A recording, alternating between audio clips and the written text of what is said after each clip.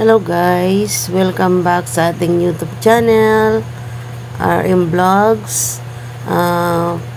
For today's video ay samahan nyo akong magluto ulit dito sa ating kusina ng panibagong ulam namin ni Cherd Cabalbon. So guys, ayan ang aming ulam. Yan, magsasabaw tayo ng galunggong. Nandyan yung mga gulay na aking panangkap. Bumili ako ng prutas, grapes. Yan. Tapos ipapakita ko pa sa inyo yung iba kong binili. Spanish bread para sa aming breakfast. At saka bumili din ako ng hopya. Yan. Favorite ko kasi yan ng hopya. Tapos bumili ako ng kalahating kilong lansunis. Yan, grapes. Yan po, galunggong po yung lulutuin natin for today's video. Tapos, ipapakita ko sa inyo yung pagkain ng aking mga alaga. Sinabaw na pritong tilapia. Tapos, nakapagsaing na rin ako. Yan. Marami yan kasi kasama na yung mga alaga ko. Tapos yan, nakaligpit tayo. Malinis ang ating kusina. Kasi pag umaga, malinis talaga ang kusina dahil naglilinis ako paggabi.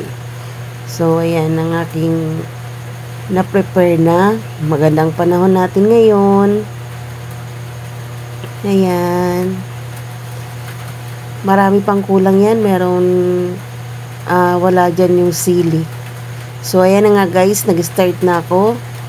Magpapakulo tayo ng tubig. Ganyan lang kami sa amin pag sisinabaw na isda. Lalagyan natin ng asin.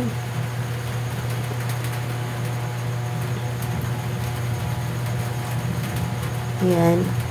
Kala nyo sa camera marami pero konti lang yan. Yung kutsarita yan na yung sa mga ice cream. So ayan nga guys, iuna ko na yung okra at saka yung steam ng pichay. Yun, yan. Kasi medyo matigas kasi yan eh. Yan, lalagay ko na yung okra. Tapos, yung kamatis at saka sibuyas. Yan. Ganyan lang ako guys, pag nagluluto kami ng sinabaw na isda. Ganyan lang siya. Yan. Hugasan muna natin yung sandok. Kasi, ano natin dyan. So guys, pagpasensyahan nyo na ngayong nagvo-voice over ako kung may narinig kayong maingay kasi this time po na nagvo-voice over ako, kumukulog po ang ating kalangitan. So ayan na nga guys, kumulo na siya. Ayan. Pakuloyin pa natin ng konti and then ilagay na natin ng dahan-dahan yung ating mga isda. Ayan, dahan-dahan lang yung paglagay. So, yan. Bali, 6 na peraso yan. Yung binili kong isda na yan. Bali, ano lang yan? Half kilo na galunggong. So, ang kilo niya ay 340. So, bumili lang ako ng kalahati. Bali, ano siya? 170. So, hindi ko ipagpapalit sa ulam na karning baboy yan. Yung ulam na ganyan. Sobrang sarap ng ulam namin na yan. Simply, pero healthy siya. Wala nang marami pang sangkap kang kailangan ilagay. Yan, nililinis ko yan, tinatanggal ko yan. Yung parang latak ng sa isda. Tinatanggal ko yan kasi parang feeling ko malansa siya. O ayan, kung pinapakulo-kulo ko na po ang gulay para maluto na siya, ipapaingaan natin ang apoy ng konti kasi baka umapaw dun sa ating lalagyan. So ayan guys, so nakikita nyo, ilagay ko na yung pichay kasi mabilis lang naman maluto yung galunggong. So ayan na guys, okay na siya. Dahan-dahanan natin kasi baka madurog yung ating isda sa ilalim. So, ganyan lang. Yan. paano-ano lang natin siya. At hayaan muna natin siyang kumulo.